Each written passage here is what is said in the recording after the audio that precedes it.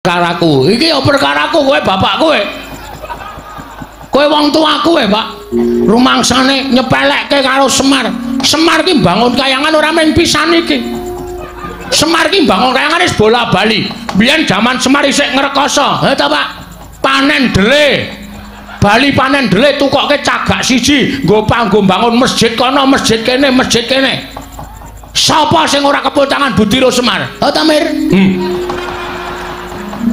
Mbok Pak ngono, Mir wae. Ya.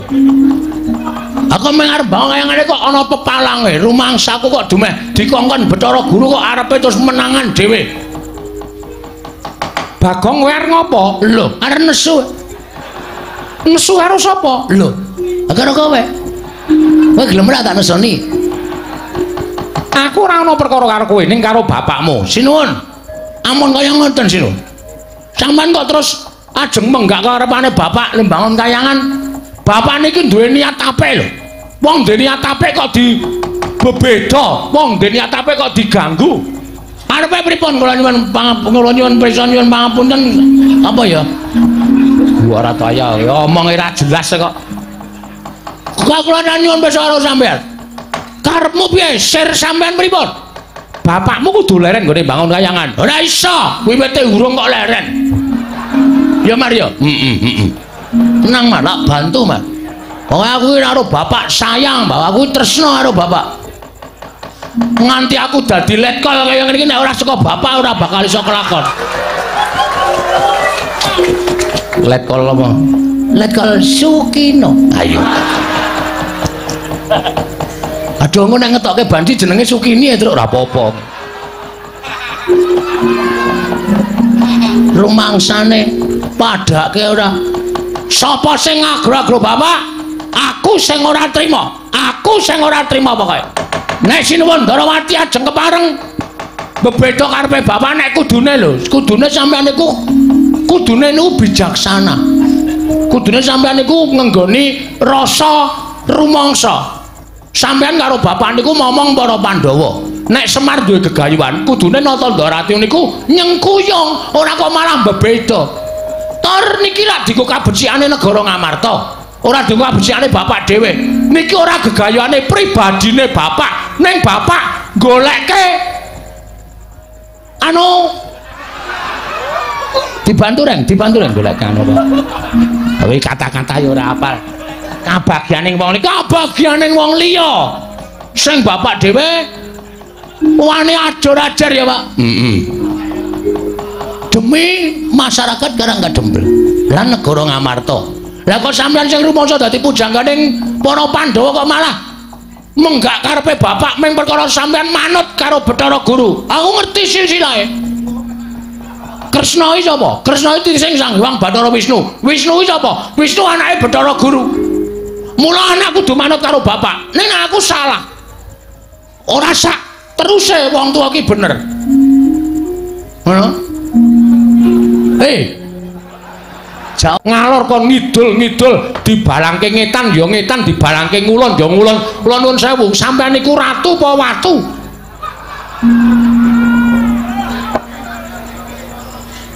Watu. Gong.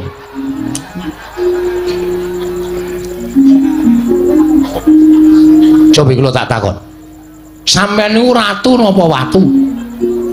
Nek sampeyan niku ratu mestine nek dikongkon ngalor dijlentreke riyen karepe pripun terus kudune kepripun niku sampeyan miterang karo Bathara Guru ora mung manut grubyuk ngalor ngidul kula ngerti karepe Bathara Guru niku kula ngerti dheweke ora wani tekan kene merga Sor Prabawa karo Semar. Waduh nglelengi Sor Prabawa Sor Kretek.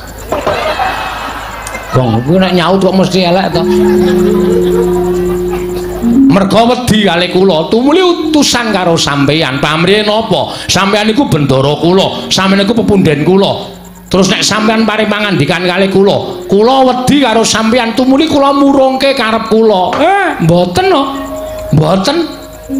Ampun malih kok sampeyan Bathara Guru sing dadi sembaning para titah tekan riki menging karepe Semar. Monggo gegayuhan kula niku apik, gegayuhan kula niku becik. Kula nek gegayuhan apik sarta becik, aja kok sak pepadaning titah sing elek-elek karo Semar. Lah mbok dewa kayangan kon medhun kabeh teng mriki. Mboten ajeng kula paelu sinuwun.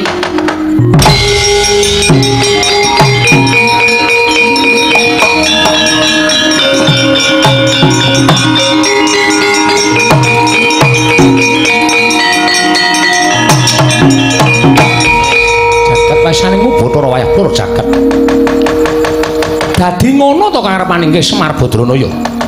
Yen ngono wis ora ana tandha tresnamu karo Nata Ndarawati. Yen ngono wis ora ana tandha ngabekti ning Semar Badranaya kalawan Nata Ndarawati, aku kuwi sesembahmu. Aku pepundhenmu Semar. Ing lumrahe kowe mesti mbangun miturut kalawan pepundhenmu, lumrahe kowe mbangun miturut kalawan Nata Ndarawati. Nanging sengguh temen ucapmu, kemewat kowe ngregem jimat. Kaya rumangsa wis bisa ngakahi jagat. Yen ngono tak temtokake yen to Semar Badrana wis ora manut karo Ratu Ndarawati. Yen ngono yen Kakang Semar ora gelem murungake nggone bangun kayangan, apa aku yang bakal murungake Kakang Semar nggone bakal bangun kayangan. Nadyan kudu kepiye carane rawe-rawe rantas malam-malam bakal tak putung Kakang Semar Badranaya.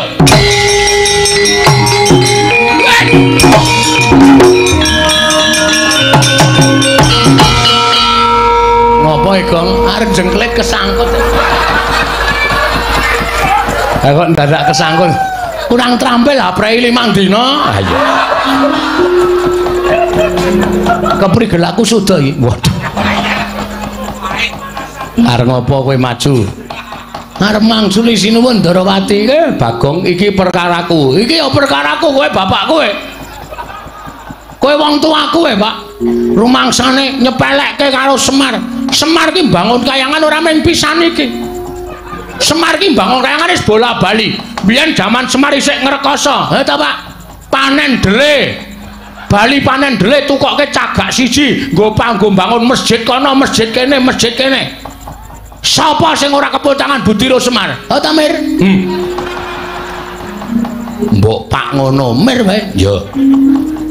Aku mengarep bangun kayangane kok ana pepalange, rumangsaku kok dumeh dikongkon Bathara Guru kok arepe terus menangan dhewe.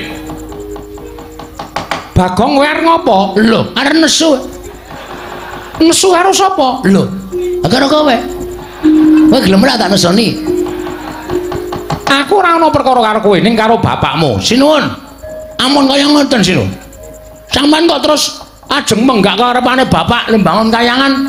Bapak niki duwe niat apik lho. Wong duwe niat apik kok dibebeda, wong duwe niat apik kok diganggu. Arepe pripun kula nyuwun pirsa nyuwun pangapunten apa ya? Ora taya ya omong ora jelas kok.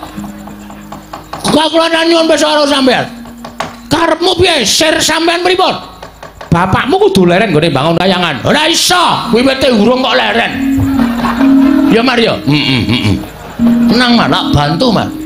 Wong aku karo bapak sayang, bahwa aku tresna karo bapak. Nganti aku dadi letkol kaya ngene iki nek ora saka bapak ora bakal iso kelakon. Letkol apa? Letkol Sukino. Ayo. Aduh ngono nek ngetokke Bandi jenenge Sukini ya, Truk, ora apa-apa. Rumangsane padake ora. Sapa sing ngagro-agro bapak?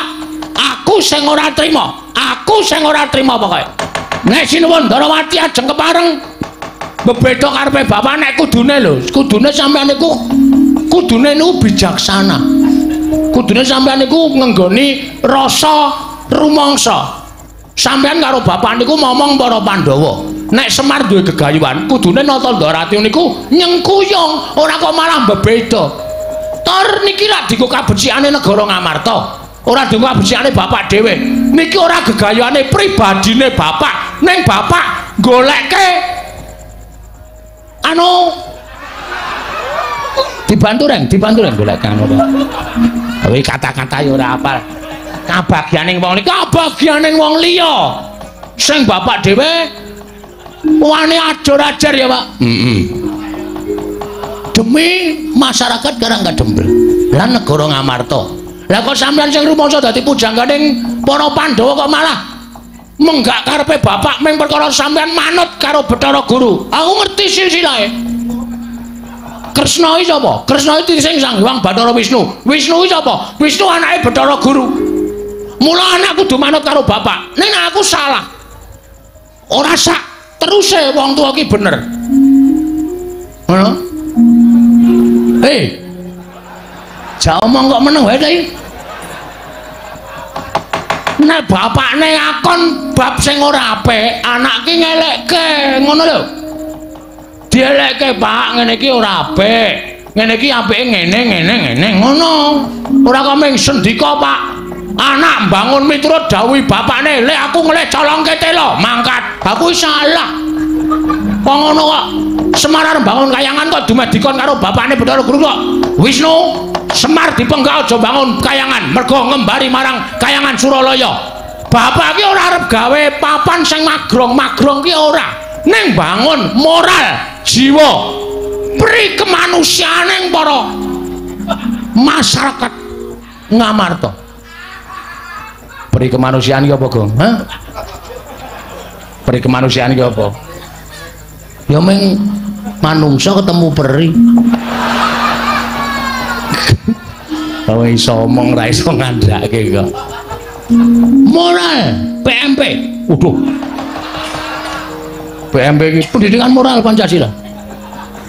Kuwi wis ra ono ning atine masyarakat, mula arep ditukulke meneh karo bapak. Aku kowe kok nyarus iku. Nek kowe arep mepalangi karepe bapak, ora masalah. Ratu Ndarawati, ora masalah. Lho, kowe malah ora basa karo aku. Tak basanono wong sampean pakartine elek kok. Aku wegah basani wong elek. Lho yen ngono kowe wani karo Kresna. Lho. Aja kok sampean. Dewa mudhun wae aku ora wedi. Gong, nek omongan cangkeme sing apik. Nek ana dewa medun tenan. Mbok sing apik lambene truk. Kowe wani tenan ora? Ora. Aku dadak nyebut ora. Ya wis dudu dewa. Lho. Omong kok mulak-malik. Yen pokoke masa memarang aku, tetep aku ora trima. Tan trimane Bagong sapa wae sing arep meparangi karepe bapak kena waton iso nglangkai kuandane gareng. Weh. Aku ngapa? Rasane ora. Aku arep mati Truk. Ora wong Bagong iki ngapusi kok ora. Langgano kuandane Bagong legane atiku.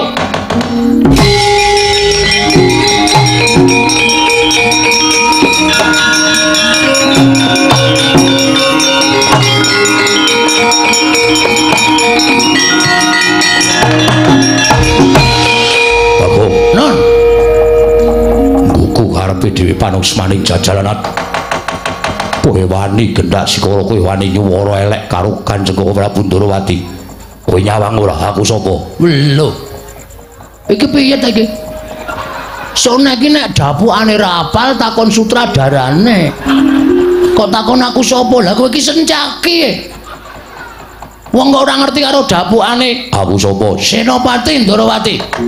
Sapa sing wani karo Prabu Ndarawati tandinge Setyaki. Yen ngono kowe wani karo Setyaki. Nuwun sewu nggih Mas. Ratu Gustimu wis tak tantang apa meneh ming sak ngisore.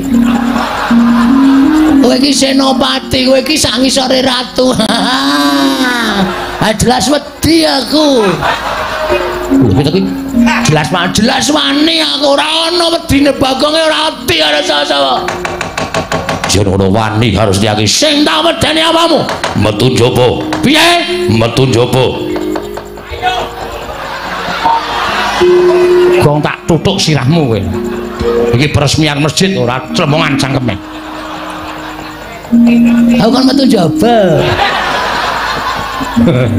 gelem ora gelem ya sasake apa terserah lah pokoke manut aku pokoke metu njaba metu apa ayo legandang dereng metu njaba tutut Raden Setyaki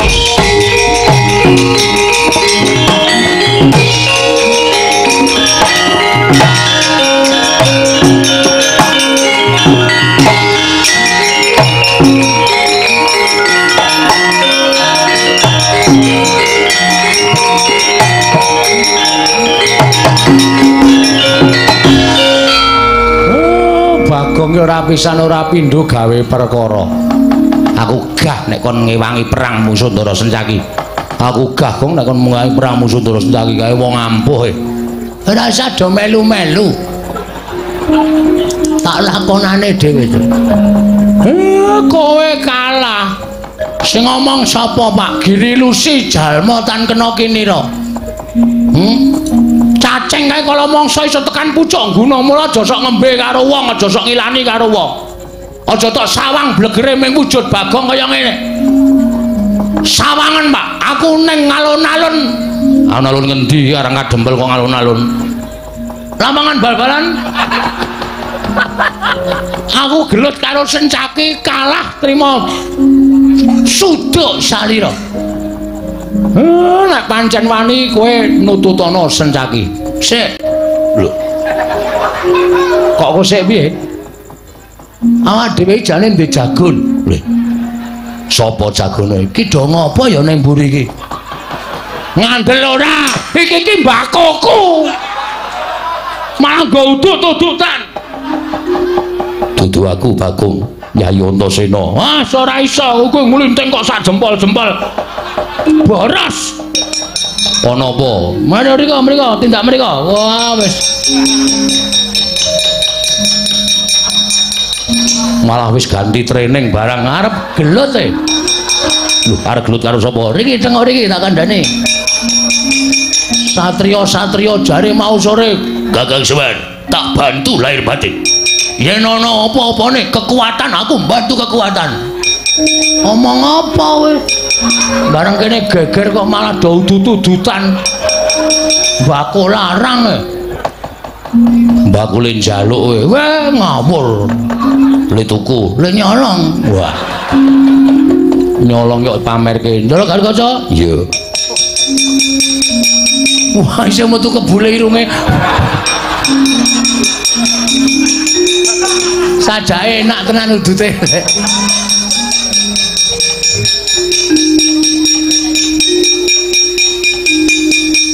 Lega? Yo. Do tak perintah do manut e.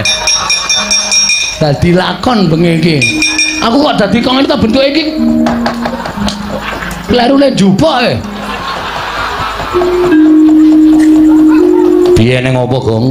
Niki wau Sinuwun Ndarawati rawuh. Ha. Terus Sinuwun Ndarawati jebulna didombani karo Pukulun Bathara Maningkem. Manik Maya. Saka Kayangan Surabaya. Suralaya. Dukale mriki numpak pramek napa ora ngerti. Ning pokoke tekan kene utusan karo Sinuwun Ndarawati. Sinuwun Ndarawati kon nanjing kali Bapak Semar merga Pukulun Bathara Guru rumangsa kawatir nek Semar niku ajeng bangun Kayangan ngembari panguwasane ngiwang Pikulun Bathara Guru teng Suralaya. Lho. Lah apa kakene Semar ora mblabari utawa ora matur marang Siwa Ndarawati nggone bangun Kayangan iki ora mbangun wujud papan sing magrong-magrong. Empun. Ning tetep Sinuwun Ndarawati ajrih kalih Sing Bathara Guru dawuh karo Semar tekaku ana ing papan kene supaya kowe murungake nggone bangun Kayangan. Wah, Semar muring. Wah, iya. Ora bangun Kayangan. Sampeyan iku kudune titis wis werna-werna bla bla bla bla. Iya. Nganti samatra Sinuwun Ndarawati ngentut ngendikake nek nganti Semar ora murungake nggone bangun Kayangan aku sing bakal murungake. Tratap sing mak tratap kula nesu maju mengarep. Terus Sinuwun Ndarawati tak tantang. Lho kowe nantang karo Sinuwun Ndarawati? Heeh. Ayo ben mangkel kok Semar arep dikaco. Terus iki Sinuwun Ndarawati nanti metu njaba. Sinuwun Ndarawati metu ning jaba. Karo sapa kancane? Raden Janaka. Karo meneh Raden Setyaki. Sing ora trima Setyakine maju mengarep malang krek brengose obah kabeh. Aku ya ora wedi brengose ya tak obahke. Endi ki ra dibrengos kok. Wah tutuk ndase Bagong. Oh Bagong ndut-ndut ngono. Brengos kok ndut-ndut. Brengos ya tak obahke kula ya nesu. Terus dadi tantangan. Ndara Setyaki Bagong nek wani karo aku metu njaba. Oke, tak. Apa tak turuti karepmu. Bladat metu njaba kabeh. Terus kowe nyeluk aku, sampean mau muni piye?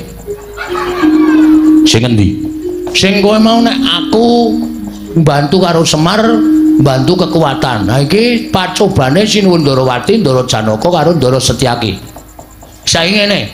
Ndara Antasena, Ndara Gargaja, Ndara Antarja tak du karo Ndara Setyaki karo Sinuwun Kresna wani apa ora? Nek entuk paliyale bapakmu aku wani. Nek bapakmu ngelilani aku wani. Mir, omong Mir. Setan tenan kok. Pancen setan tenan lho kowe kuwi kok ya. Aku to dudu kae ora wani ngono iki. Tak kira nek lho mripatmu rada kira. Tiru-tiru gareng po. Wis. Aja disenggol gareng kok ndak nangis ora. Aku kon piye? Sampeyan paring pangandikan Ndara Antasena, aku pasrah katentremaning Karang Kadempel.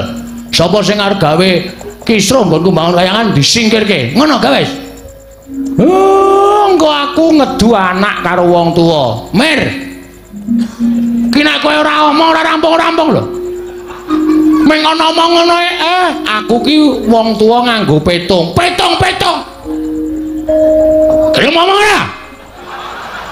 Ora gelem seret metu njaba. Wedok kok ngawur ben. Aku metu njaba kok ya metu njaba ben. Gak kudu adil apa kae. Masa aku metu njaba aku metu jeragal. Ndara Antasena. Terus yo. Ayo. Ndara Antasena. Kula pasrah katentremaning Karang Kadempel. Sinuwun Ndarawati mangundurke. Pon omong sing ngomong cangkemmu. Wong cangkemmu mbone ra jamak-jamak ketara ya. Ngerti? Ayo wis. Den. Nek pancen kudu kaya ngeten lakone nggih pun dilakoni mawon. Merga kula niku duwe saloka sing becik bakal ketitik, sing ala bakal ketara. Nek Sinuwun Ndarawati duwe niat jahat, duwe niat ala karo Semar mesti ketara. Sampeyan nek mbelani karo tumindak sing apik diayomi karo Gusti sampeyan, Ndara. Ungkapan hati masyarakat kecil seperti saya, Pak. Iya. Terus Bagong anggere kaya ngono wis ora iso dilekke tenan. Rumangsaku kok iya. Petro, dalem, Pak. Petro. Wonten dawuh. Kawula dibubarke ditata aja nganti ana ing kasempyok ing aradan. Nggih, ngestoke dawuh. Karawitan Karang Kadempel. Dikon ngunekke gending nggo ngiringi bapak mlebu ana ing dalem Kasemaran. Dalem Kasemaran iki maksude piye? Ngestakaken dawuh, Pak. Gending kesenengane bapak. Nggih. Ampun sing angel-angel, Pak. Sing gampang-gampang mawon. Merga niki enten sing pocokan, Pak. Iya. Santi Mulya, Santi Mebel. Santi Mulya kok Santi Mebel. Pelok niku, Pak. Kayak ayo limbukan bojone Gareng karo bojone Bagong kon mlimbuk cangik. Melipur sanggane para lenggah. Ngestakaken dawuh, Bapak. Bapak sile iki ora. Anakku cilik-cilik lho. Iya. Nang nganti aku mati tenan, sing ngopeni anakku sapa? Wis ora usah kuwatir. Mak cilik Setyaki kae tandhi ngono sik. Engko nek kowe kalah mlayu ning aku tak sik rembugan karo mak cilik Setyaki. Estu nggih, Den? Yo, Ndara Gargaja nggih. Yo, Bagong ora usah kuwatir. Nyuwun pangestu. Dikira wedi karo Raden Setyaki tak ngetokke kekendelane Bagong. Yo, sing ati-ati yo, Gong. Nggih.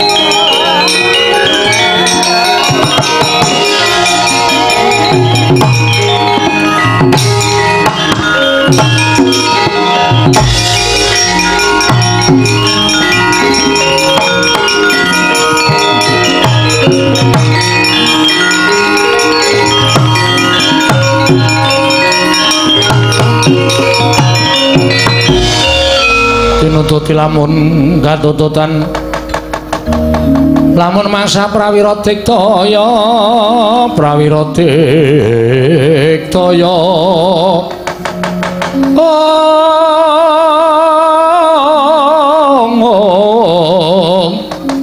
Rananggana magawe gelarira wang-wang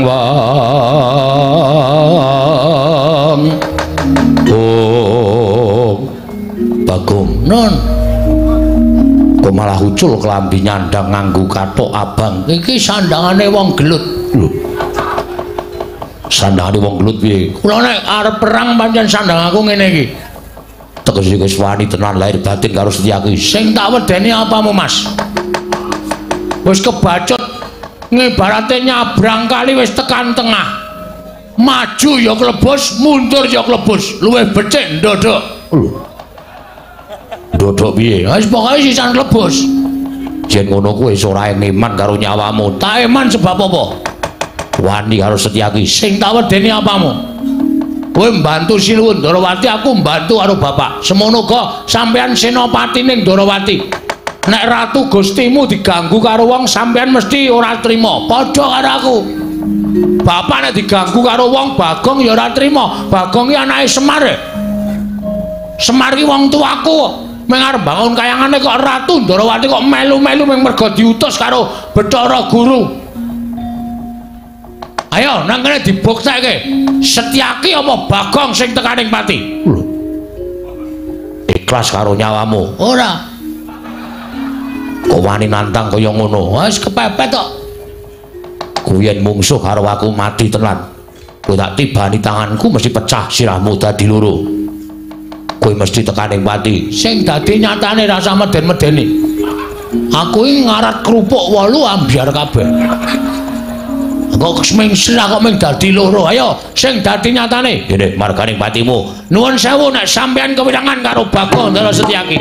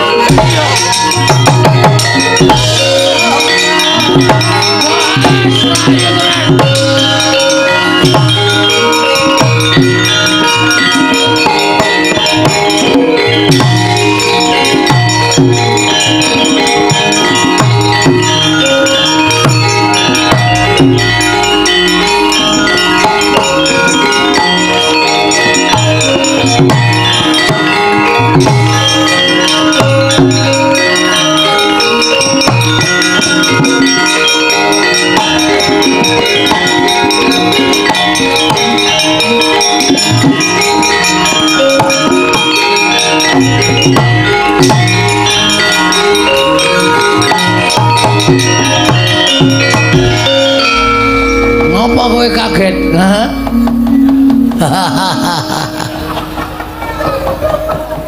Anggir Antasena oh Macilik Anggir Garukaca iya paman Anggir Antarja iya kula paman kok sami lenggah wonten ing mriki lho rombong aku rombong aku dadi kowe iki mau asline mung tak pancing aku asline wani karo kowe iki jane asline wedi ning kowe tak pancing kowe bungahe ngantil karo Bagong saiki lho wadya balaku samapta ing gati sawega ing diri narwane karo Bagong coba saja potol sirahmu musuh Ndara Garukaca sembur melonyo awakmu Giden ora waduh mbok ngono iya Anggir Antasena ana apa Lek? Kula lenggah wonten mriku. Gong minggir sik. Nggih. Sampurnake mau. Wong glelenge kepati-pati. Pancen aku nang kene. Anggir Antasena wonten lenggah wonten mriki wigatosipun. Aku wis kebacut sumpah karo kakene Semar nek bantu karo kakene Semar lahir batin. Monggo kakene Semar paring dawuh karo aku ora perlu dibantu babakan Probaya Brana Picis ning dibantu babakan kekuatan. Yen ana pacoban ingkang bakal tumama kakene Semar nggone bangun kayangan, aku sing tinanggenah supaya nyingkirke pacoban mau. Monggo Bagong matur karo aku nek Siwa Ndarawati dibantu Mak Cilik Setyaki bakal jugarake Kakang Semar nggone bakal bangun kayangan. Bener apa ora? Ya ngaku. Ngaku barang sing nakoni Antasena kok plendas-plendus kowe. Mau sing nakoni aku glelenge raja malah Bagong pecah siramu dadekke loro. Wonge papat kok mung dadekke loro. Nek ora oman piye? Ih, pancen jatosipun ngaten nggih. Lek gandeng aku wis saguh karo kakekne Semar, monggo aku ki jiwaning satriya. Nek nglencati apa sing dadi sumpahku, aku bakal nampa hukum saka sing gawe jagat. Mula nek Lek Setyaki, Paman Setyaki arep gawe rusak Karang Kadempel, luwih-luwih jugarake kakekne Semar nggone bangun kayangan, mungsuhe dudu sapa-sapa, ning aku Kakang Garukaca, Kakang Antarja. Digawe rame ya gelem, dirembuk sing apik-apik ya gelem. Modar.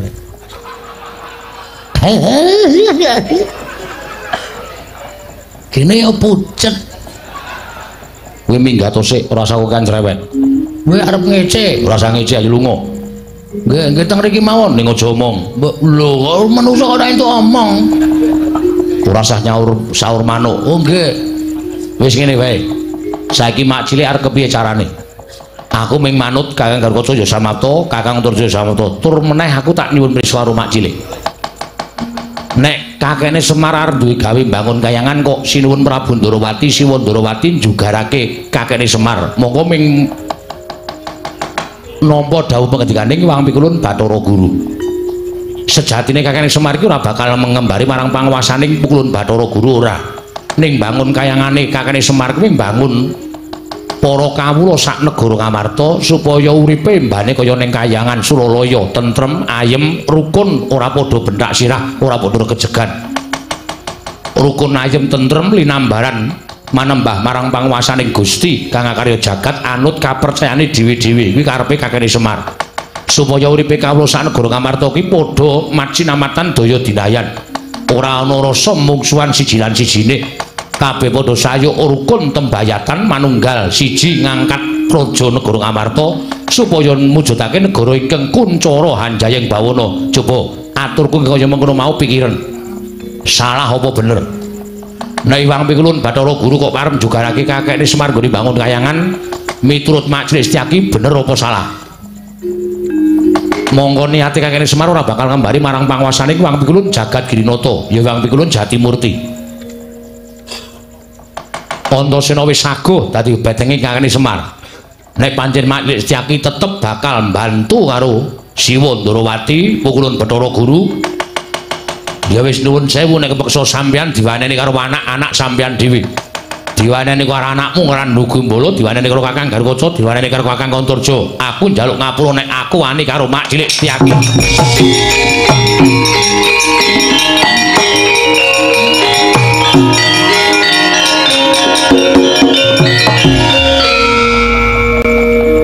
Kula nyuwun pangapunten pareng mboten nggih. Lho, njaluk ngapura perkara apa? Sareng kula manah-manah mboten selaminipun kula menika mbelani tiyang ingkang leres. Lire Mak Cilik ngendika kaya ngono, kula malah manah menapa dipun lampahi dening Kanjeng Prabu Ndarawati menika namung manut dhateng perintahipun Wang Pikulun Bathara Guru. Monggo nyatanipun sareng kula midhanget ngendikanipun Anggir Antasena menapa dipun lampahi dening Kyai Semar menika leres. Mboten nedya ngembari dhateng panguwasaning para dewa. Nah, syukur nek sampeyan eling tegese nang kene ora bakal ana peperangan sing gedhe. Tegese ora bakal ana peperangan antarane Mak Cilik karo anak-anakmu Antarja, Antasena, Gatotkaca. Piye iki ngejak damai? Iya Bagong aku salah. Ya ora apa-apa, sone rasa gleleng ya. Dumeh wong seneng gelut, dumeh wong seneng perang kok. Ora malah iki mergane patimu. Kala mangsa kula kandhani nggih. Jalma menika tan kena kinira, giri lusi kaya Bagong ngene iki. Arep wong kaya ngene ning akeh sing bantu, akeh sing ngewangi. Iki mau urung nek sampeyan tak laporke upama aku ki dadi wong tumbak cucukan aku matur Ndara Antasena. Dandang tak aturke kontul-kontul tak aturke dandang. Apa sing tak gawe-gawe tak aturke Ndara Antasena, Ndara Antasena sampean jotosan karo Ndara Antasena. Sapa sing kapitunan? Ya Bagong. Nggih. Mane sona iki ora sok aneh-aneh. Ya ora. Piye terus arep iki madeg dhewe wae bergabung? Aku manunggal karo kakekne Semar. Ah, iki mau ngene peraturane. Peraturan apa? Ana peraturan iki mlebu anggota bangun kayangan iki ora sak penake. Ana peraturane. Peraturane piye? Syarate iki mau Ndara Antasena, Ndara Gargaca ya maringi aku. Menehi apa? Lho, tiket bergabung. Apa iya? Aja sira-sira. Piro? Mano cahe kelase? Paling sithik 350. Yo aku dadi siji. Nyolak bayar kenceng. Nah, tetep saiki wis dadi ditulis sebagai anggota Linmas Karangkadempel. Yo Bagong, boleh bergabung.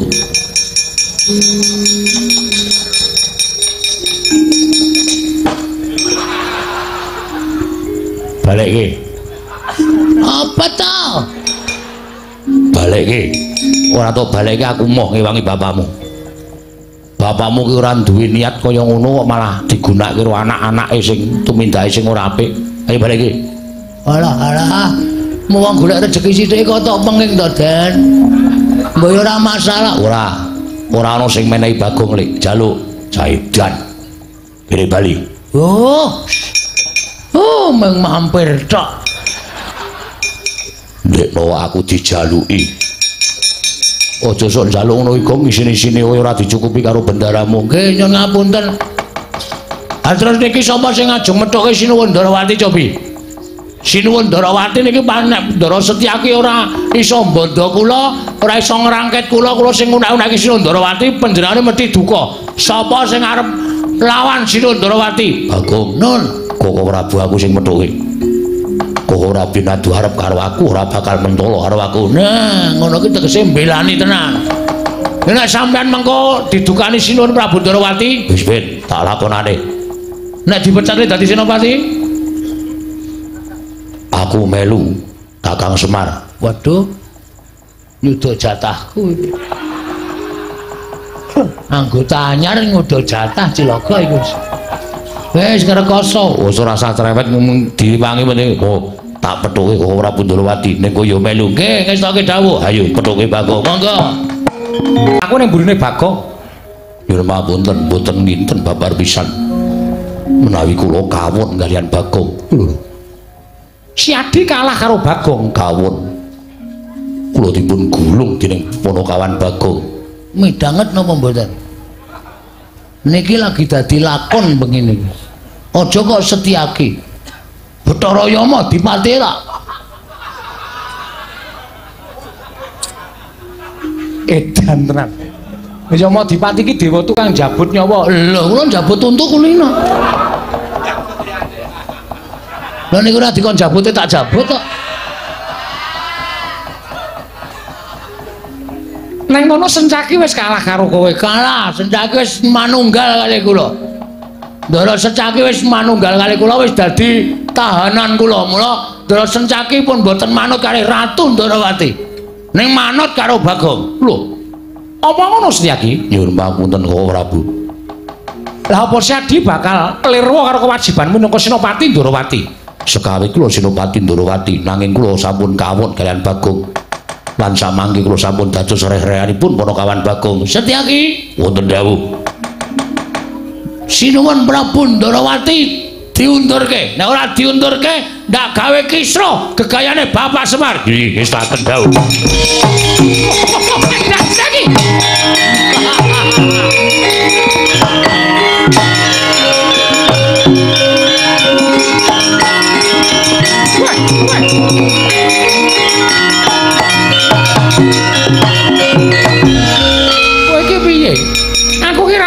muga tak junjung sapenake dhewe. Kundul. Lho, bali piye? Sampun ngantos ganggu kalian pun Kakang Semar. Setyaki, aku ratu Gustimu. Samangke kula sampun kawon kalian Bagong. Kula mboten badhe manut kalian sinten-sinten kejawi kalian Bagong.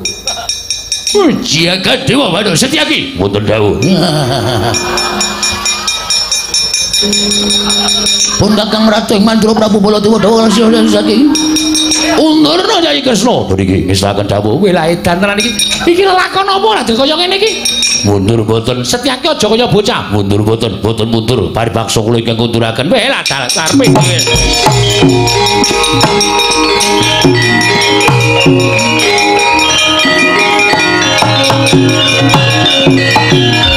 Oh ya Jagat Dewa Bathara ya kaya ngono kuwi Dimas. Ya kaya ngono kuwi sing tak karepake. Siadi kudu bantu lawan pun Kakang Yayi.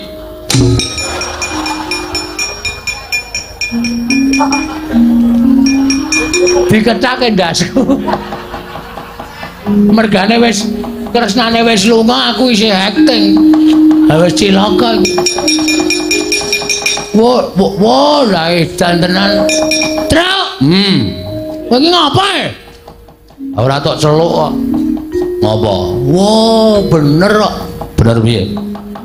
Sinuwun Darawati jebul pancen sing ngetutke Bathara Guru. Ketarane. Lah kae lho ketemu karo wong numpak Pijawa nggawa stop map. Iki Umar Bakri wudu.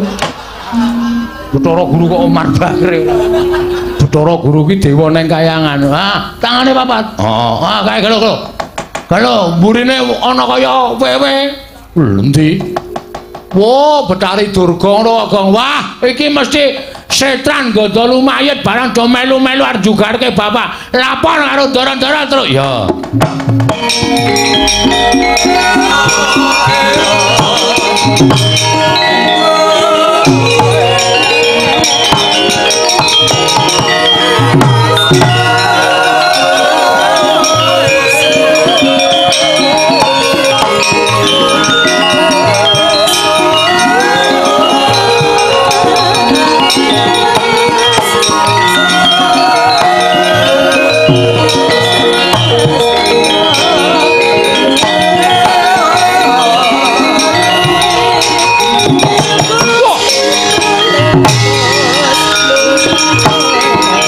Gondolo mayit. Aku tuh menggung Panigas Jonggo, tumenggung Panigas Jonggo dasar para nyata. Ya endi Semar? Kon jugarake ngene bakal bangun kayangan. Iso jugarake Kakang Semar ngene bangun kayangan watun iso nyempal bau kiwa teng ning Setyaki. Piye? Nyempal bau kiwa teng ning Setyaki. Wani halau sing tawedene apa ora mingkas arep tebak dadamune marganing patimu Singolena prapteng alis Panigas Jonggo.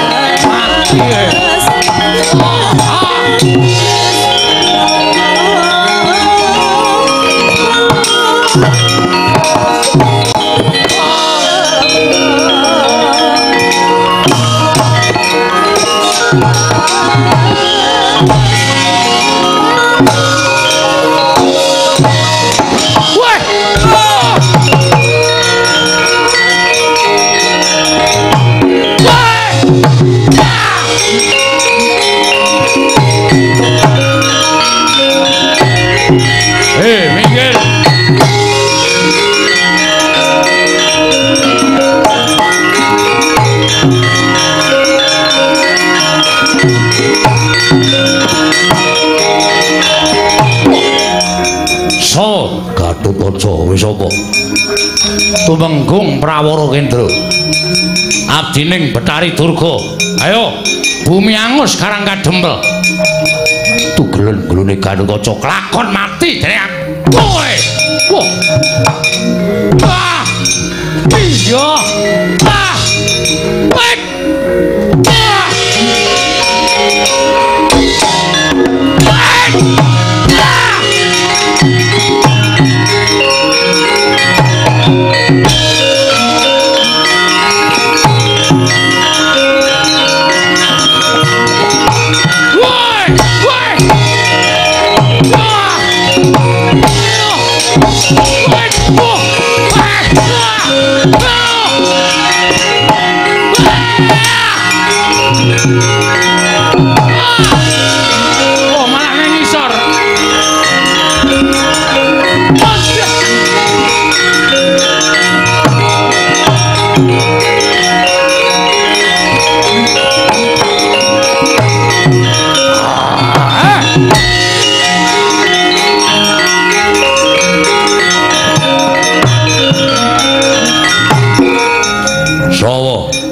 Antarja sapa?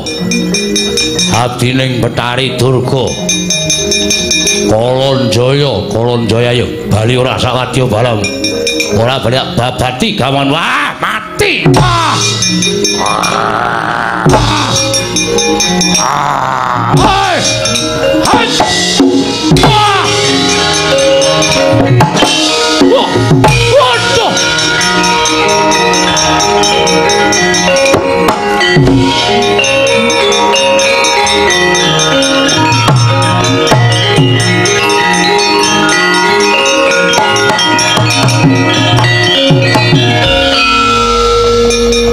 Komeng gelis Kang. Tak candak tak bleseki nang lemah mudar. Tak pendem sisan. Ape. Tegese sampeyan kuwi kerang ora nggo okol ning nganggo akal. Saya mubal wadyabala dandang mangure. Sing maino ngati-ati lho Kang Hayu Dimas.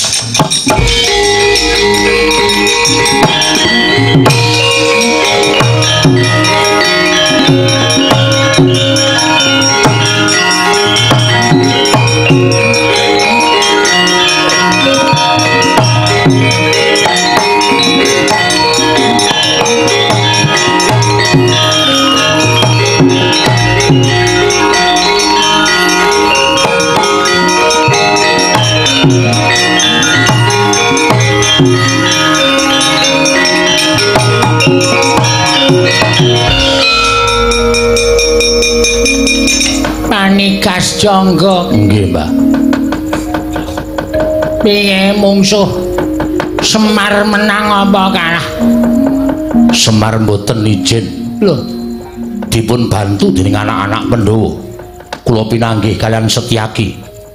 Setyaki? Nggih. Jebul pinanggihipun nadyan kula menika sampun dados abdipun Betari Durga. Diwening panggoda pangrencana nanging nyatanipun kula kawon kalian titah sawantah nami Setyaki. Kaya mungsuh Sencaki. Bejo kowe ora modar. Sencaki ki wong gaweane gelut. Gek kowe iki lagi minyik-minyik. Prajurit durung tau perang ming lagi latihan tok kok wis perang.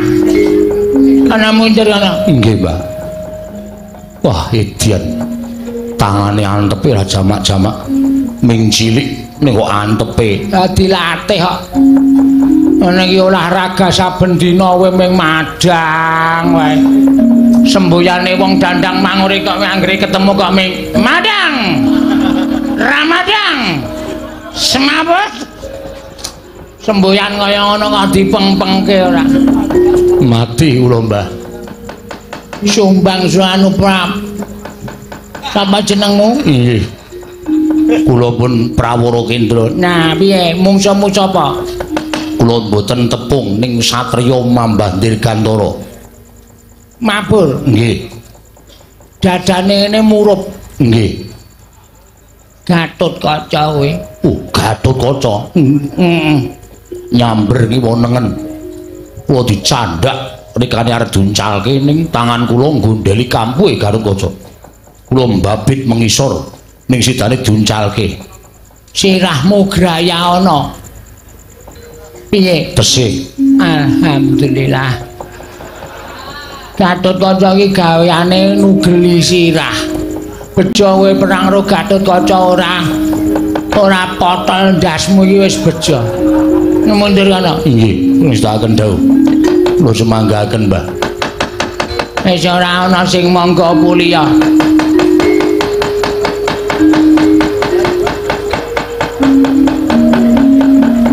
Sampai iki prajurit sing arep maju. Yen lewat aku kelingan dubur kae. Biyen tak goleren, ayo, ayo. Sukini nggih, Mbah. Kowe arep perang apa piye? Ya ampun, Mbah, arep wayang kaya ngene iki dijaluki karo sing nanggap lho, Mbah. Kowe kuwi nggih. Pokoke Sukini kudu metu. Nek ra metu piye carane supaya iso metu? Ngoten lho, Mbah. Termasuk bintang. Oh, iya deh. Arep maju mungsuh karang kadempel. Jarene sing maju mantasaning para satriya gegeduking para prajurit. Terus, Mbak.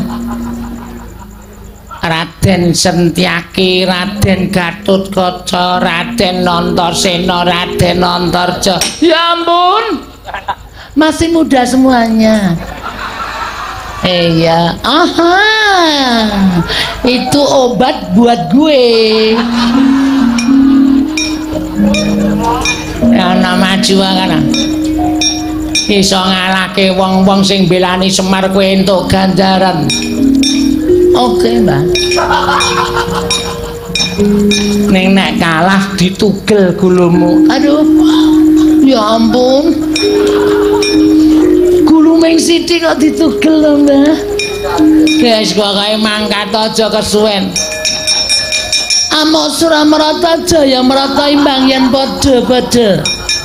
Raden Setyaki, Raden Gatotkaca, Raden sapa Mbak? Antarja, Raden Antasena, 1 2 3 4 maju bareng. Tak muah. Kelakon tele-tele-te. Kebablasan. Tele-tele. Kelakon tele-tele. Ate. Kebablasan. Minggir, Mbak. Kula salah kepengen perang lho, Mbak. Iya, wis maju kana. Ya ampun, Mbak iki kok dipotong. Masa kalingan sing ora-ora ngreget. Pero siras budak kaya ngene iki. Sirah budak gak ida itu.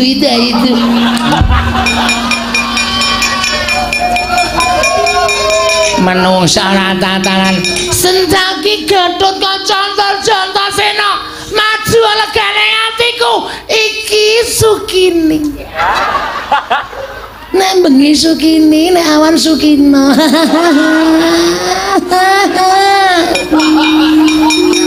Jijik aku lho. Wong kaya dikek urip candha tak sebul dadi apa kandamu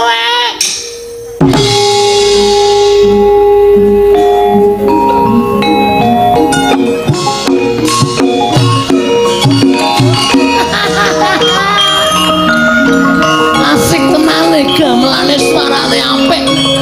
Kempule ya suarane apik. Gegit. Heli gegit.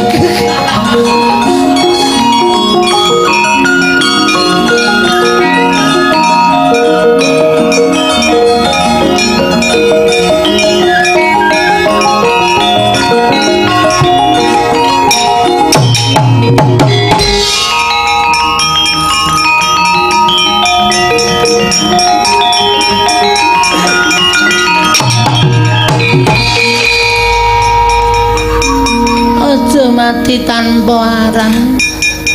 Sapa Mas? Nama Setyaki wis apa? Sukini. Sukini kok bringosen? Cukul sak karepe dhewe, Mas. Kok duwe bringos? Turunan kucing.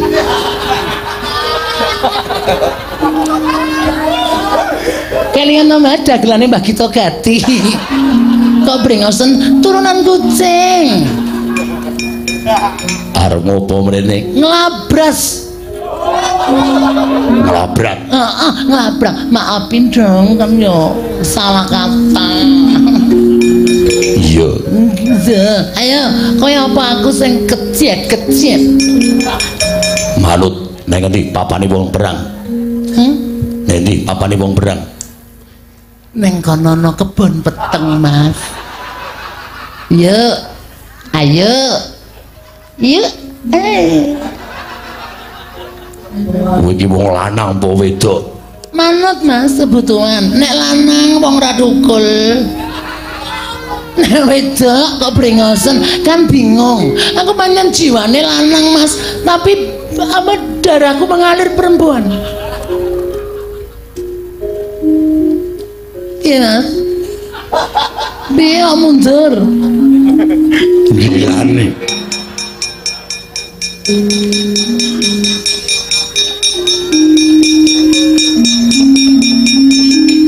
Kaya pesawat. Apa? Kaya pesawat. Maksud ngono medhen. Sapa Mas ganteng banget ya ampun brengose. Ya ampun iki lho sing diarani piyai ganteng. Brengosen tur ora medeni tambalan baguse tambalan wibawan ya ampun. Sama Mas. Gatut kaca. Aja guyu. Wega aku nek guyu, wega aku nek guyu aku ora seneng lho. Ilang moodku. Nek guyu ilang moodku.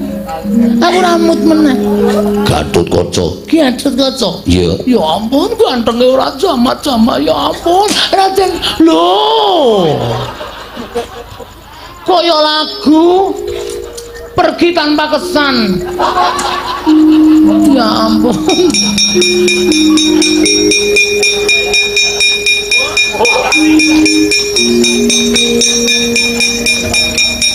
Mungsuhe kowe terus.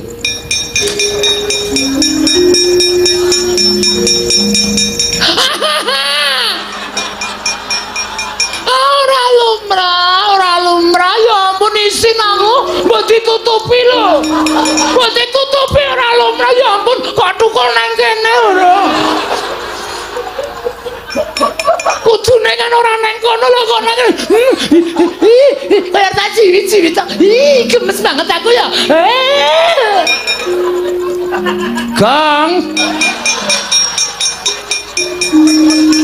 Ya ampun salah kedaden kok ya. Menungso apa udu ya ampun masa kancane do nang kene kok kowe nang kono. Oh ya ampun. Asem tenan kaget aku. Merinding sakal ora. Ngapae? Goleki kancamu dolan. Tekan kene apa? Dan lo ider tekan kene. Heeh.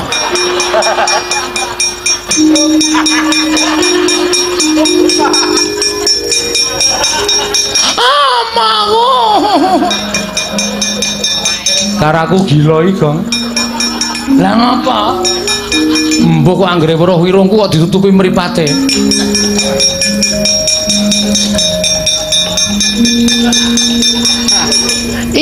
anake sapa? Urung umur barang wis kelitian. Ajar ya. Arep ajar. Kurang ajar kowe. Ora bali tak kandhake bapakmu kowe tenan tak kandhake bapak. Ayo bali bayi iki sore. Ya ampun durung gedhok kupinge kok. Senengene bali ora? Bali ora? Ya ampun kowe iki bali ora? Nah, lho. Bocah apa wong tuwa?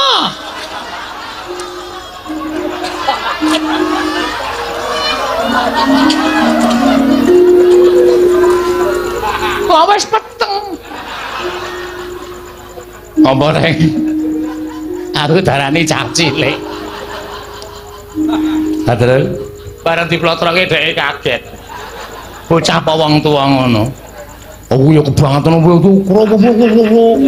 Ayo ben. Oh, dinggo hiasan kok.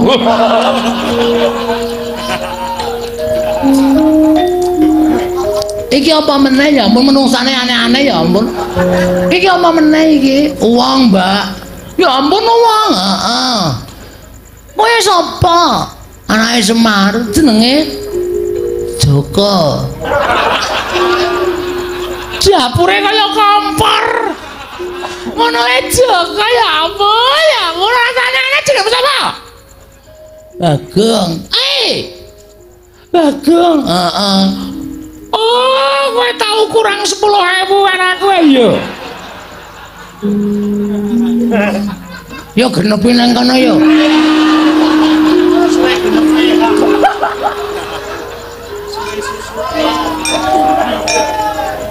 Genepi piye ya? Genepi nang kono ora. Rasane lah. Modar kowe. Wong kaya ngono kok dingurip. Tok apake, Gong? Cekel-cekele cekel tatapke watu. Kene to? Iya. Iki kaya ngene. Iya.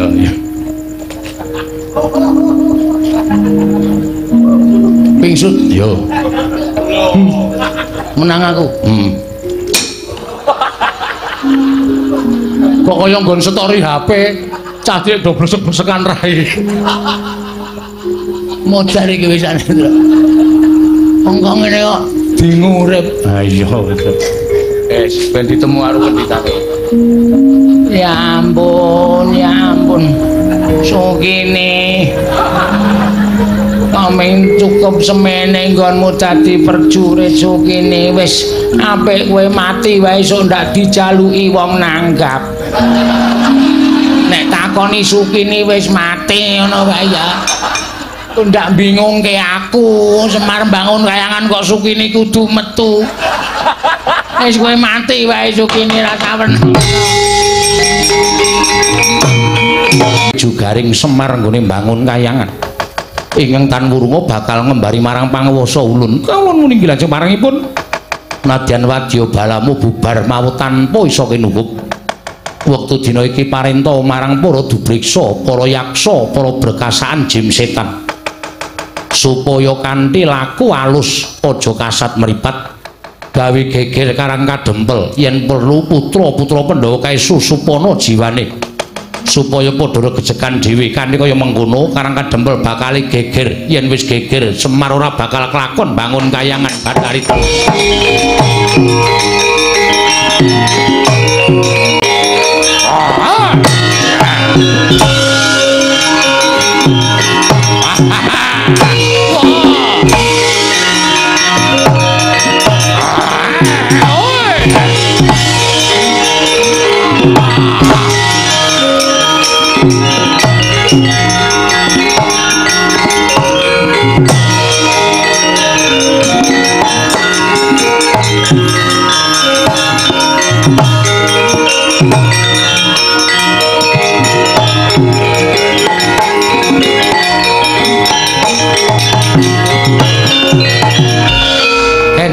Raden Setyaki tebih saking sangganing para putra Pandhawa. Nalika semanten angen-amenan penggalih satemah nglangut penyawanging Harya Setyaki nyumurupi Wadyabala saking Dandang Mangure sami bubar. Datan saged kinukup adrih kelawan kridaning Sangyapala putra Pandhawa. Nalika semanten datan mangertos lampahing alus balaning Betari Durga Jim Setan Priprayangan ingkang sami ngramyang sanginggiling Karang Kadempel. Siga angslup ana angganing Raden Setyaki dadya branang pasuryaning nenggih Raden Setyaki.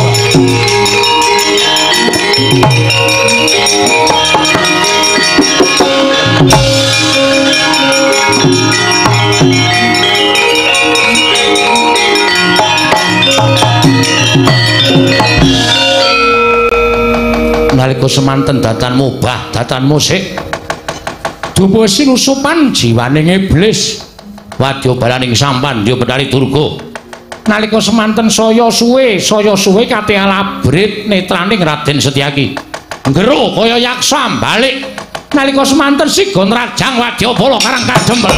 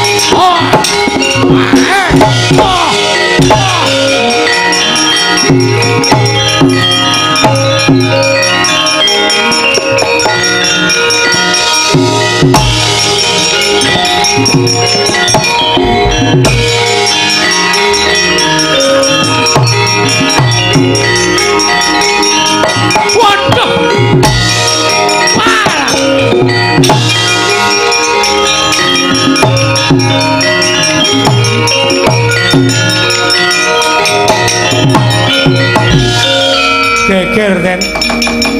Lah kok dadi kahanane kaya ngeten iki terus pripun lajeng kula tumindak?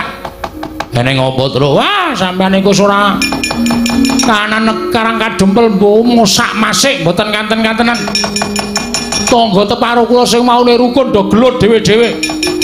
Wong wedok do bengok-bengok jerit-jerit wah kaya wong kang slupan. Malandara Setyaki kali Ndara Garukaca sami gelut piyambak-piyambak kaya ngoten nika pripun kanane niki kira mboten sampeyan tumindak geger Karang Kadempel. Weh lah dalah.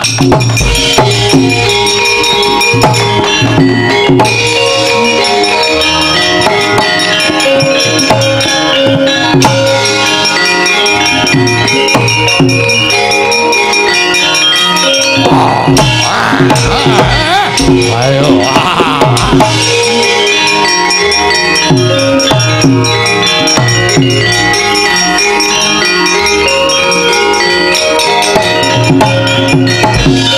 Wis candak to. Kanthi cara kasat meripat balane Betari Durga ora wani nrajang awake dhewe. Nggih. Ning terus nganggo gunake cara alus nyebar Wadyabala Jim Setan Priprayangan berkasaan dongang slupi jiwaning kawula sak Karang Kadempel. Malah Majlik Setyaki karo Kakang Garukaca ribut kae ora kok saka karepe dhewe. Lah terus karepe sapa? Ora saka karepe dhewe karepe sinten? Mergo kae uga kesusupan jiwaning iblis. Mula sing prayitna ngati-ati, syaraté ming siji. Nggih.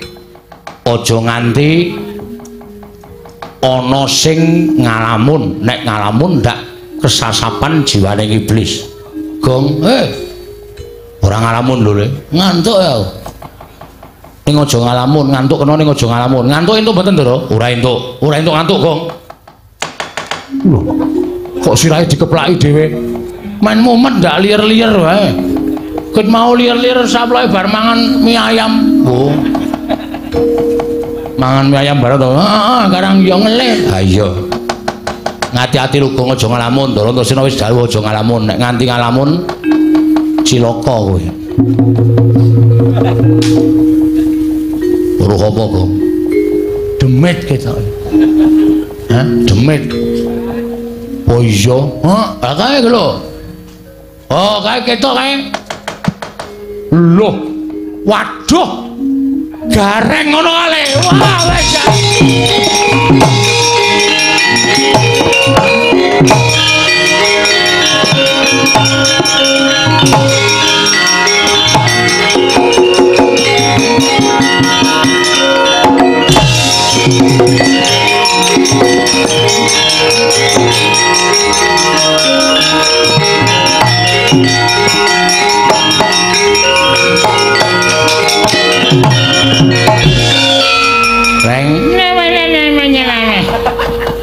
Tenang ora. Gareng Kang Supan kok. Tumeti Kang Supan anu ki demit bayi iki. Terus iso omong iki. Ayo metu. Metu saka ragane kakangku. Metu. Metu. Gonge. Jarine wong tuwa mbiyen. Heeh. Demit ki wedine diuser-useri barange wong. Tenane? Heeh. Oke. Wis sabar. Ngono aku wae, Truk. Iya. Aku wis seminggu ra adus. Iya. Tak usah-usane ya. Iya. Ora. Hei. Oh, sorry. Oh, kebacut mambu kok.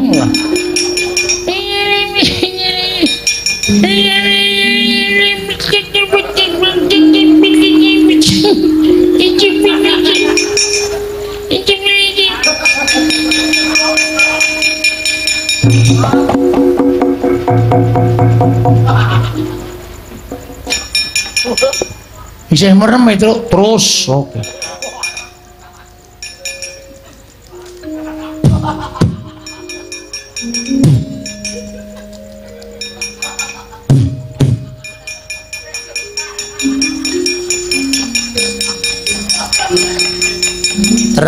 Terus. Wis paras barang isih dipopoki. Edan ora. Wis akhire kene tak lapi kene kok dadi templek ning rai barang. Edan ora. Matur Bapak Truk yo. Tu karo kakekne Betari Durga. Iki kelakon gawe geger Karang Kadempel. Gawe geger pripun? Sawise nggunakake wadyabala menungso ora iso nerabas sarta iso ngasorake kridaning para putra. Betari Durga nggunakake wadyabala perjineman. Ya kuwi wujuding jim setan priprayangan sing ngangslupi jiwane kawula sak Karang Kadempel. Wekasan Karang Kadempel geger. Akeh wong sing maune tepung dadi ora tepung padha gelut regejegan. Rame banget. Wong wadon jerit-jerit nganti kaya Kang Slupan. Iki mesti tingkah polahe wadyabala saka Dandang Mangure. Pancene iblis tenan. Sampeyan mang mlayu teng Ngamarta. Aku nggih. Wigatine Sinuwun Puntadewa kan rawuh mriki sinambi mundi pustaka Jamus Myang Jimat Lima Sada. Tanpa kekuatan niku kula mboten duwe kekuatan apa-napa. Ning nek pusaka pun tekan mriki, kula sing ngrampungi. Yo njaluk pangestu kek.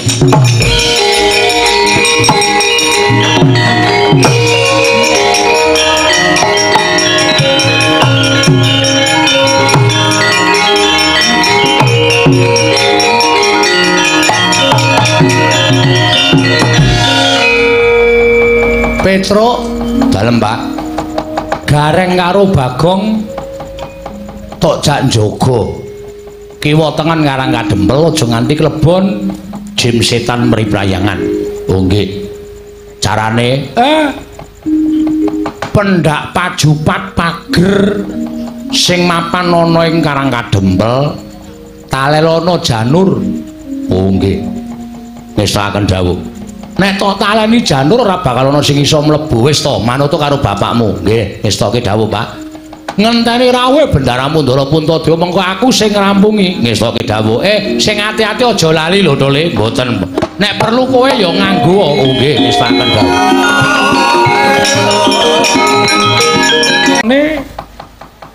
Nista temen Nata Ndrawati.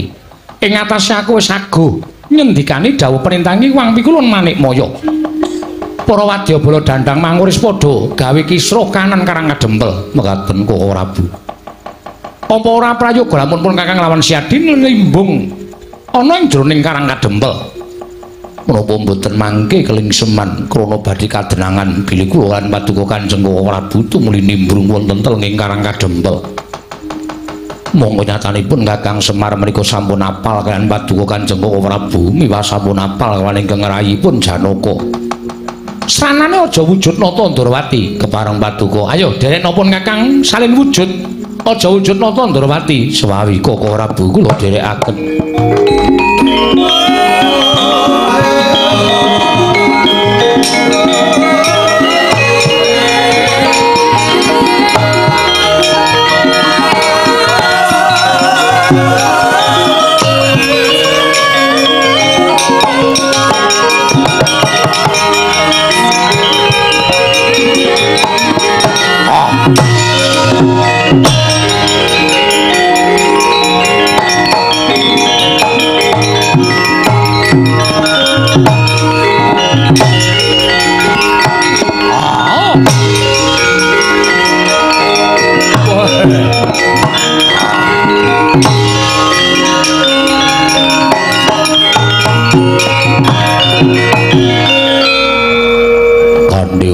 Kaya ngene yen to awake dhewe nimbrung ana ing Karang Kadempel ing mus-musak masik merga kawulane wis digawe minger kiblate karo Iwang Pikulun Pandya Betari Durga ora bakal kadenangan Yai Koko Prabu ingkang rayi namung nderek kersa paduka Kanjeng Koko Prabu ayo dibudhalake nimbrung gawe geger Karang Kadempel aja nganti monggo yen to kapirsanan dening Iwang Pikulun jagat Girinata kowe karepipun Kakang ora tanggung jawab ora nyambut gawe monggo kula dherekaken Kakang Prabu barep kakangku Dimas Werkudara barep kakangku piye pawarta ing sumebar warata saindenging negara Ngamarta lamun dina iki Kakang Semar bakal duwe gawe apa lunganing Arjuna iki mau ana sambung rapete kelawan Kakang Badranaya nggone duwe gawe iki Kyai Werkudara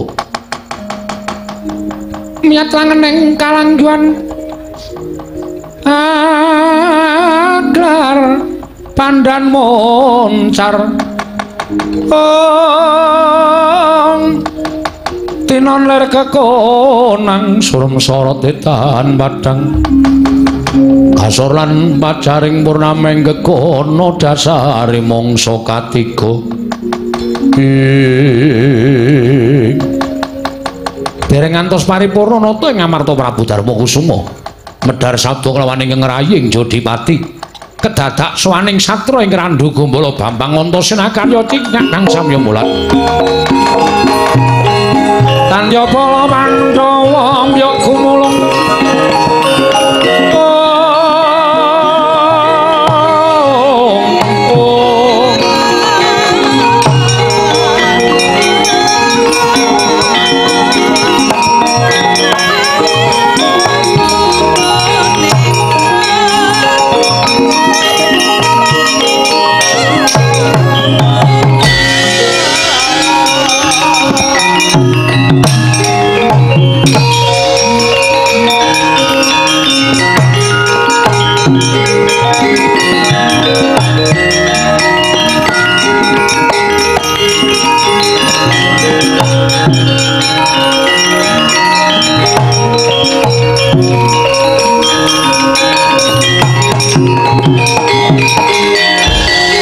Mara remang usumya ngambrengengen dadi karonaning kaswase dosang bondo astrat maja lengleng lalu mangulati Antasena gawe kaget awakmu ing Amarta sowan tanpa tinimbalan sing gedhe pangapurane Pakdi aku sowan tanpa tinimbalan wah caedan ning apa gawe kaget wong tuamu sowan negara Ngamarta sepisan ngaturke bekti ngaran Pakdi karo kiyaine Jodipati iya tak tampa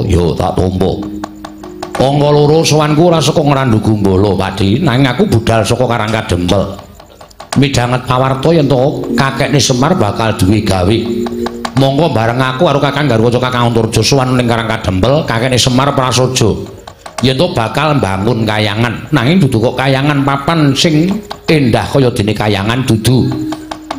Kakene Semar mbangun kayangan ming kepengin bangun uripe para kawula sak negara Ngamarta kuwi mbane urip ana ing kayangan kebak katentreman lan kabagyan. Wis ora bakal tak jlentrehke wose gegayaning kakene Semar mau luhur lan becik. Nanging dumadakan babak anglayoni jujul lan usuli. Ora kanyono-nyono rawing Siwa Ndarawati didherekake Paman Madukara. Ingkang ora trima nggone kakene Semar bakal bangun kayangan. Jebul tinemune Siwa Ndarawati didhawuhi dening Iwang Pikulun Bathara Guru supaya njugarake gegayaning kakekne Semar. Monggo sejatine kakekne Semar ora bakal biniat ngembari marang Kayiwangan ya mung kepengin bangun negara Ngamarta. Uripe para kawula embane kaya urip ana ing Kayiwangan. Nganti geger Siwa Ndarawati sajake wis ora melu kalawan kabejaning kakekne Semar. Klebu Paman Janaka sajake kok malah bangun miturut karo dawuh pengendikaning Siwa Ndarawati. Paman Janaka ora melu karo kabejaning kakekne Semar nggaris momong lawan Paman Janaka lan sak kulawargane. Dina samengko karang kadempel geger aku diutus kakekne Semar supaya mboyongi Pakde Puntadewa ndak aturi tindak rawuh ning karang kadempel. Supaya mundi pustaka Jamus Klimasada dadi sarana tentreming karang kadempel, Pakde.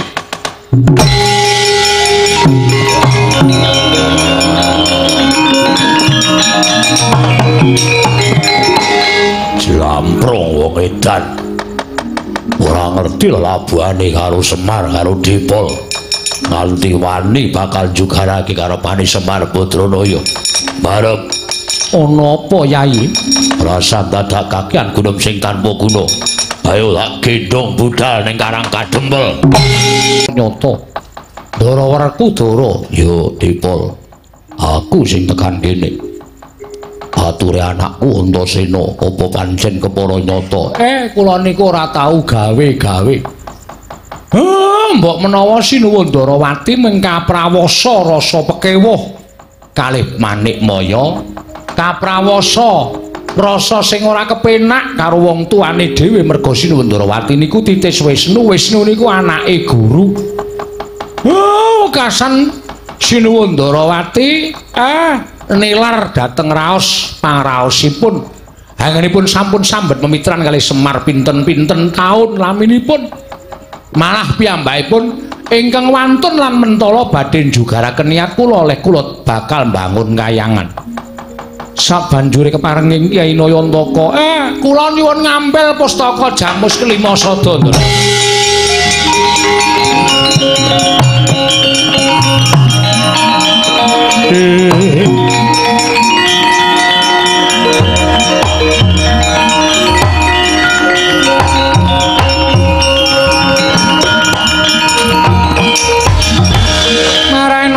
Bang mangaruna kadinetrane nganggo rapo sabdaning kukila ring kanikara sageter kene donganing kunglir wuwu sing pini panca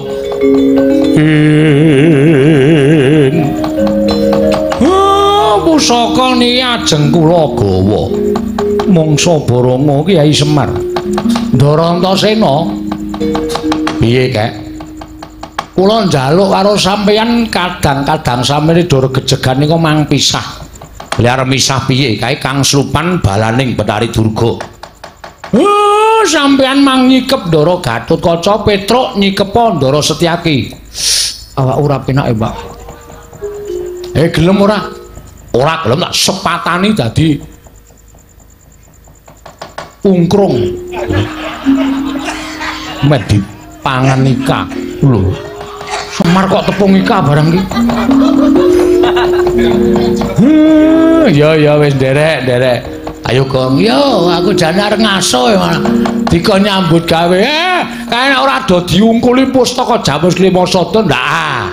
Ora rampung perkarane.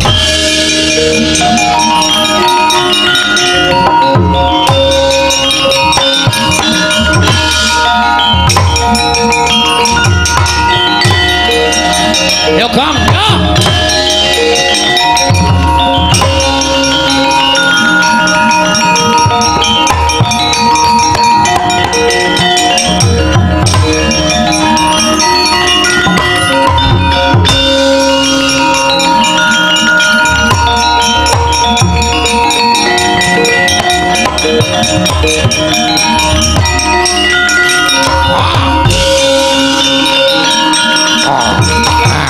Kang sabar Kang.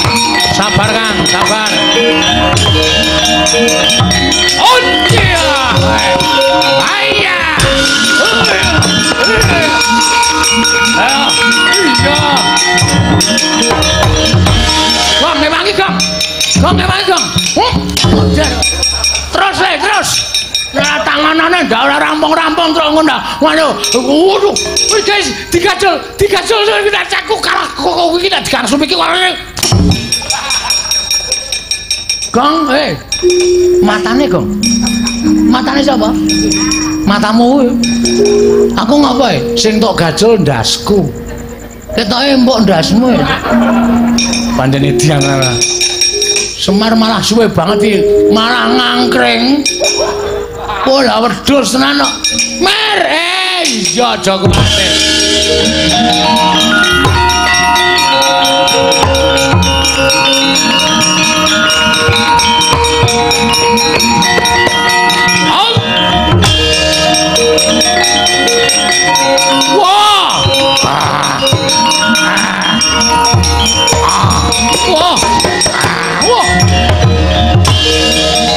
Sabar Doro.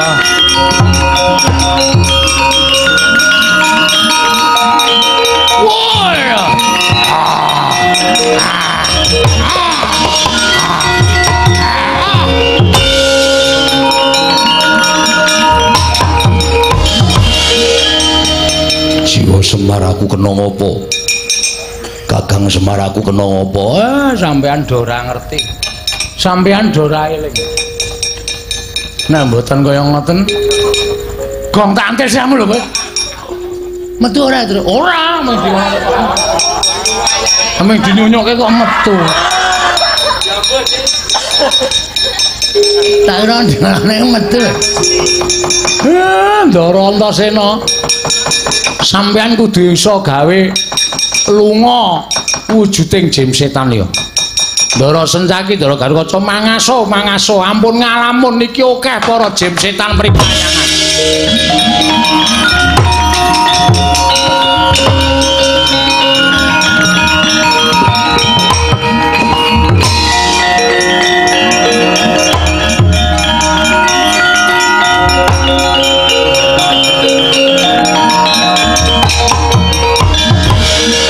Kowe dadi kawula Karang Kadempel kok ora gelem nyambut gawe Bagong rene. Nggih. Jim setan pirang-pirang. Kawula Karang Kadempel tilik ana nek do Kang Slupan. Kowe kudu nganggo japa mantra sing tak paringke karo kowe. Japa mantrane apa, Pak? Japa mantrane aja dodol Pak, aku ora hafal. Ya ora. Teguh yuwana slamet. Slamet saka kersaning Gusti. Anggeneng demit kowe muni ngono ora kobong awake. Oh nggih, nggih. Wis kuwi. Muni apa, Gong? Teguh. Teguh ngopo? Teguh piye? Teguh yuwana slamet, slamet saka kersaning Gusti. Teguh yuwana slamet, slamet adine Teguh. Slamet saka kersaning Gusti, slamet saka kersaning Gusti. Golek setan. Yo. Teguh yuwana aku Petro. Kaya setane rupamu. Matamu. Kakang ning ngoten. Yo.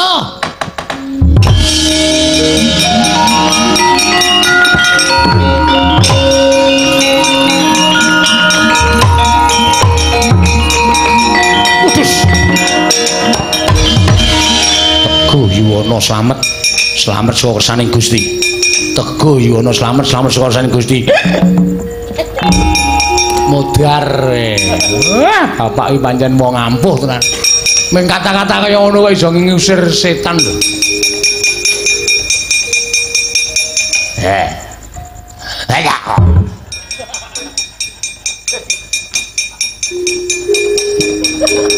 Aku kudu entuk iki, Truk. Ha iya.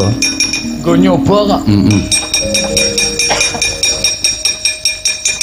Teguh yuwana kaya. Yuwana minggat. Minggat diusir pasti.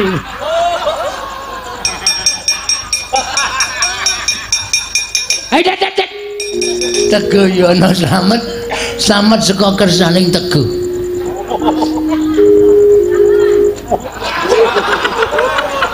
Teguh Yuwono slamet nang ngene Yuwono. Waduh. Truk, salah ya truk. Petuk kene. Teguh Yono slamet saka kersaning Gusti. Teguh Yono slamet saka kersaning Gusti. Teguh Yono slamet saka kersaning Gusti. Utar.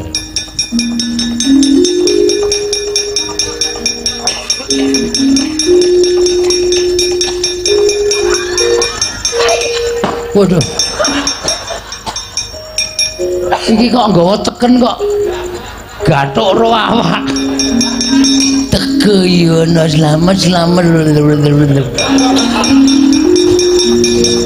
Teguh Yono slamet. Wedan iki kok iso nguthik-uthik cangkem ya. Teguh Yono slamet. Dan tekan buri banange. Teguh Yono slamet saka kersaning Gusti. Teguh Yono slamet saka kersaning Gusti. Teguh Yono slamet saka kersaning Gusti. Mudhar we.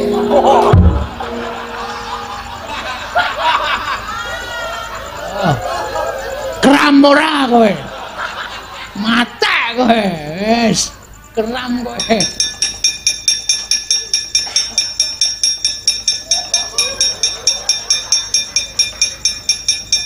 Gong, singgirke gong. Siap. Wait.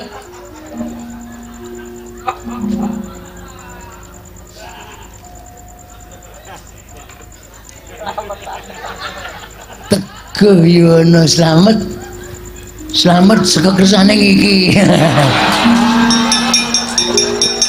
Setan. Nunggu karepe dhewe malah. Teguh Yono slamet sasaning Gusti. Teguh Yono tatak tangguh-tanggon. Iman kudu kuat. Ora kena goreh rongeh merga saka demit sing bakal tumindak ing ora prayoga. Teguh Yono slamet saka kersaning Gusti. Teguh kok nang kono kowe, Guh. Kowe wae Gong, ora kuat. Cak pikirane do elek-elek ora. Teguh karo mripate tutupi ora bakal. Teguh Yono slamet saka kersaning Gusti.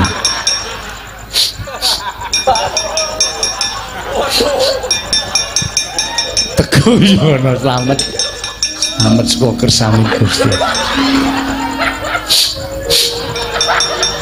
Mripat tak tutupi kok tetep mambu ya.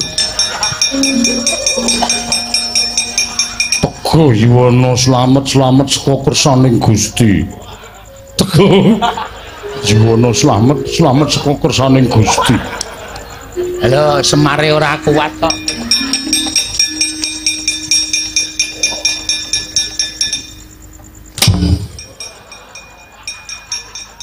Yo ngene dadi dolanan.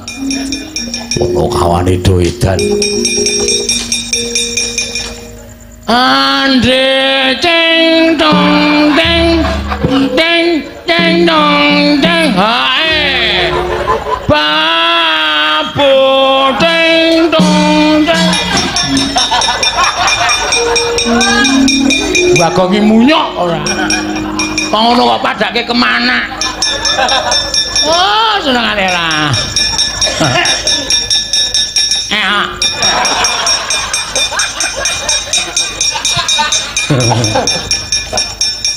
Ora doedan.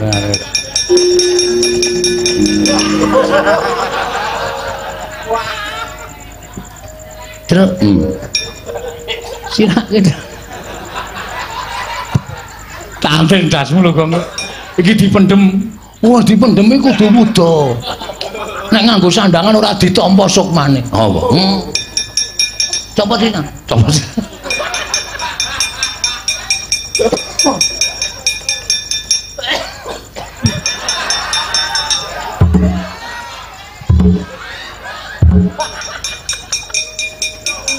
kandhane senengane ngayal.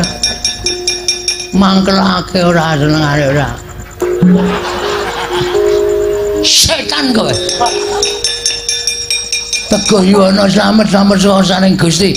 Tegayana slamet-slamet saning Gusti. Tegayana slamet-slamet saning Gusti.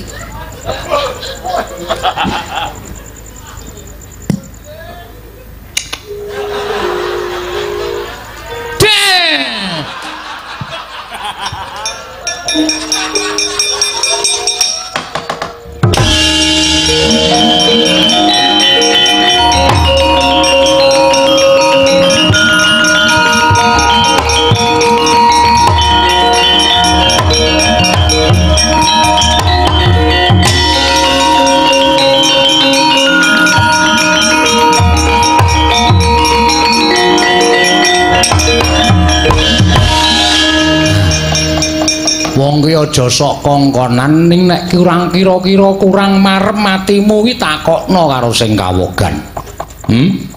Kakang Semar badhe mbangun kayangan bener. Ning aku ora arep mbangun kayangan padha sing mbok lenggahe ning kayangan Suralaya kono ora. Aku ora sulap karo Kamukten. Aku ora sulap karo gebyaring bondo donya, aku ora sulap karo derajat pangkat. Semar ki dadi pamomong. Nek ana rusake sing tak mong kuwi sing dicucuk Semar, mongko sing tak mong ki kawula sak negara Ngamarta. Lah nek aku kepengin mbalekake panembahe wong sak negara Ngamarta, mbalekake morale wong sak negara Ngamarta supaya urip tentrem ayem, embane urip ana ing kayangan nganggo tembung bangun kayangan, ngono ki apa kleru? Oh, iki mung perkara gething keburu sengit karo Semar kok. Anggrene perkara kok gawe bab sing gegeran. Anggere ana tembung sithik tok gawe perkara. Janjane piye to? Sirmu piye coba aku tak takon karo kowe, ha? Ayo, kowe bloko. Karepmu piye, Guru?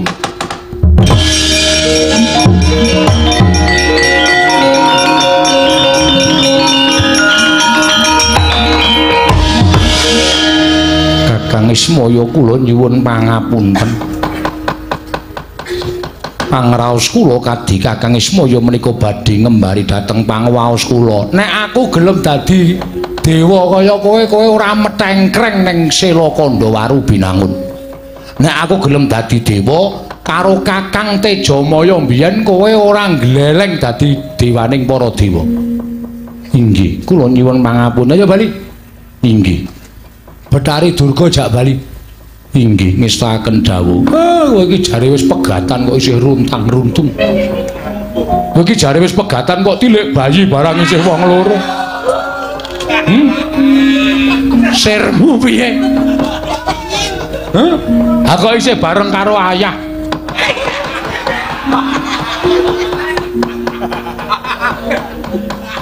Inggih kae. Inggih piye kaya ora kena. Sak penake dhewe. Kurang ajar kowe ya. Lha wis muni ora sambung kok isih rono rene dijaki. Rono rene dijaki ora. Aneh-aneh. Nggih kula nyuwun mau. Ayo bali.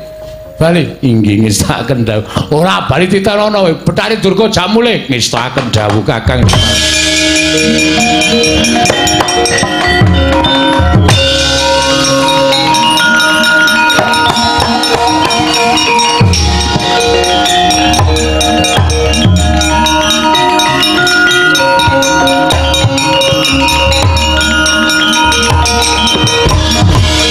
Durga kula wonten maring dawuh. Iya dina tak goleke pangan baju barat nanging sagedakan iki para baju barat kantinen bali marang Dandang Mangure ngestaken dawuh wangtu kula.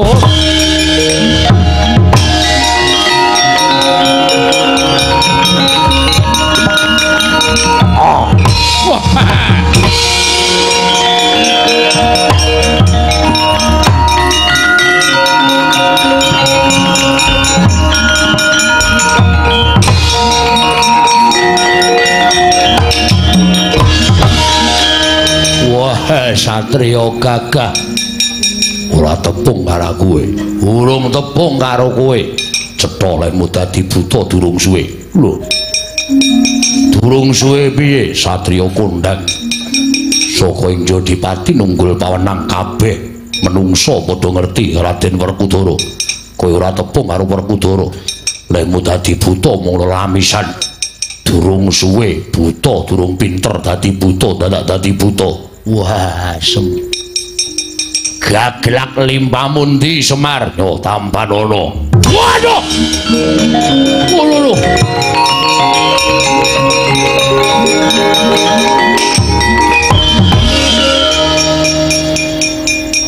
Diantem won pupu tak tendang sambatmu ngaruwara. Cetha yen kowe dudu ratu buta, nanging kowe sawijining ratu ingkang wicaksana. Ora nggunakake peperangan, ketok banget nggonmu ora iso perang. Wah, cepati.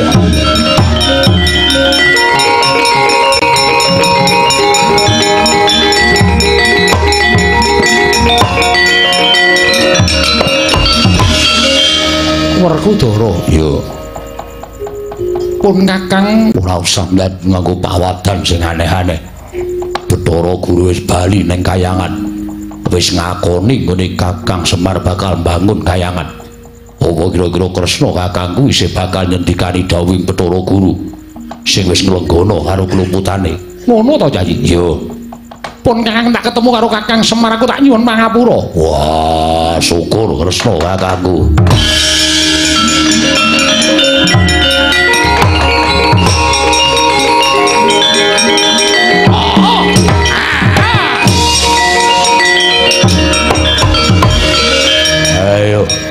Amuk Werkudara mboculke ora.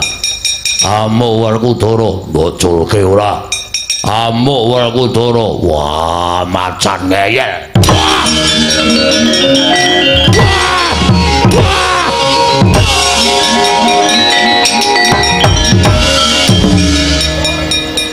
Kakang Mas Mulya nggih nyuwun pangapunten dadi macan nyokot sapenake dhewe ngerti watake kakangmu. Kowe dimong karo Semar ditutke rono rene malah bakal dadi palangi Semar nggone bangun Kayangan. Kowe dhewe utek apa ora? Nggih kagungan. Nggo ngopo? Kangge mikir kena ngopo mengko isen-isen ndas.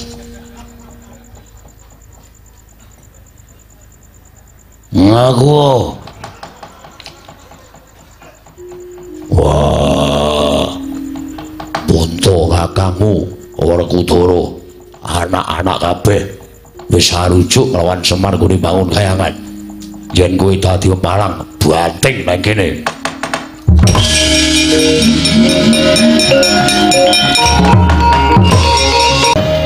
Aku nyuwun pangapura Kakang. Mboten napa-napa. Kula iso ngrasake lan kula iso ngembake awak kula. Upama kula dados sampeyan, mestine nek didhawuhi karo wong tuwa ya ora bakal selak. Merga ora kepenak. Iya. Nanging yen to Iwang Pikulun Manikmaya wis nampa dawuhing Kakang Semar sarta wis kelenggono lan iso nampa marang gegayaning Kakang Semar, mbok keparengake aku tetep nyengkuyung marang gegayaning Kakang Nayantaka. Mboten napa-napa, Den. Sing jeneng wong mlaku niku kanggo sandung kesrimpet. Kadangkala sok kesrimpet karo trumpahe dhewe. Monggo niku dienggo saben dina ngoten niku ngibarate. Dadi kesrimpet merga perkara sanak kadang mitra kawruh niku wis lumrah. Waton gedhe pangapurane niku bakale dadi wong sabar, dadi wong ikhlas. Ngen kula mbangun Kayangan niku ora kok kanggo kebutuhane Semar dhewe mboten, nanging kangge kebutuhaning sedaya para kawula sak negari Ngamarta. Jumbuh kaliyan ingkang dipun leksanani dening Kekagungan Kajat dalu punika anggenipun sampun makafaken papan panembah supados Para warga sak dusun menika hangesti dhateng Panembah sejati, manut dhateng kewajibanipun piyambak-piyambak. Kakang Semar mengkono. Mugi-mugi tansah nampi kanugrahaning dewa, tansah nampi kanugrahaning Wang Mahanasa. Ingkang nandhang ruga panjenenganipun bapa Tresna Reja ugi pinaringana saras pinaringana waluya nirbaya nirwikara durga mendhak kala sirna. Mugi-mugi sapengker kula papan mriki tambah ayem, tambah tentrem, tambah reja, tambah ngrembaka ndara.